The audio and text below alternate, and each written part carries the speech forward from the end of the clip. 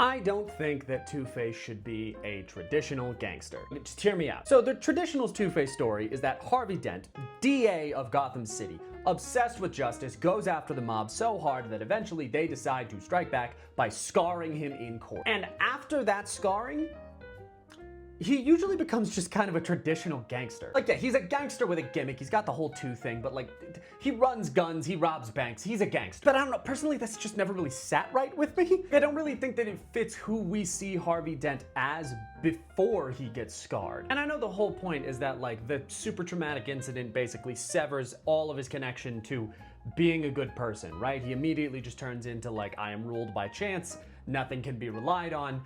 The only thing that I can trust is the coin, and I'm gonna run with that. But like, this man is so obsessed with justice and doing the right thing all the way up until he gets scarred, and then he just becomes another one of the bad guys that he would have been fighting anyway. So personally, I think that Two-Face should kind of be the Green Hornet a bit. Like, hear me out, right? He's Harvey Dent all the way up until the point he gets scarred. Everything remains the same. But his main goal when he becomes Two-Face is essentially going, I can't trust the law. The law is what got me in this situation. It's what keeps these gangsters still out on the street. It's what got me scarred. It's what destroyed my life.